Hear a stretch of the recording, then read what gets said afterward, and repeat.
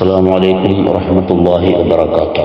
الحمد لله والصلاة والسلام على أشرف رسول الله وعلى آله وأصحابه الفائزين بالله، أما بعد.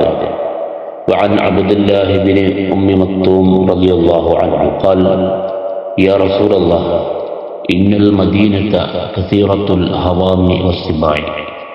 فقال رسول الله صلى الله عليه وسلم: تسمع حي على الصلاة حي على الفلاح ഫഹയ്യഹല. റവാഹു അബൂ ദാവൂദ്.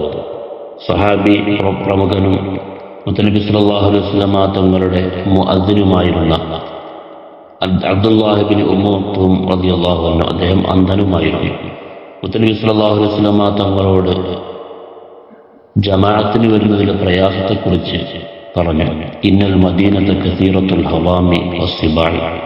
മദീനയിൽ ധാരാളം പിടിമൃഗങ്ങളും മിണ്ടാപ്രാണികളും ഉപദ്രവകാരികളായ ജീവികളുമുണ്ട്, അതുകൊണ്ട് പള്ളിയിലേക്ക് വരാൻ പ്രയാസമുണ്ട് എന്ന് ബോധ്യപ്പെടുത്തിയപ്പോൾ നബി സല്ലല്ലാഹു അലൈഹി വസല്ലം തങ്ങൾ അദ്ദേഹത്തോട് ചോദിച്ചു: തസ്മഉ ഹയ്യ അലൽ സ്വലാഹ് ഹയ്യ അലൽ ഫലാഹ്.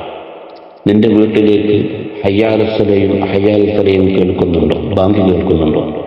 എങ്കിൽ ഫഹയ്യഹല, ആ ബാങ്കിന് നീ മറുപടി പറയേണ്ടതുണ്ട്, ആ ബാങ്കിൻ്റെ വിളിക്ക് നീ ഉത്തരം ചെയ്യേണ്ടതുണ്ട്, നീ പള്ളിയിലേക്ക് ജമാഅത്തിന് വരേണ്ടതുണ്ട്. ബാങ്ക് കേൾക്കുമെങ്കിൽ ജമാഅത്തിൽ വരേണ്ടതുണ്ട് എന്ന് പ്രത്യേകം അദ്ദേഹത്തോട് ഉണർത്തുന്നു. അന്ധനായിരുന്നിട്ട് പോലും ജമാഅത്തിൻ്റെ കാര്യത്തിൽ നബി സല്ലല്ലാഹു അലൈഹി വസല്ലം തങ്ങൾ വിട്ടുവീഴ്ച നൽകിയിട്ടില്ല എന്ന് ഈ ഹദീസിലൂടെ മുത്തനബി സല്ലല്ലാഹു അലൈഹി വസല്ലം ഉണർത്തുന്നു.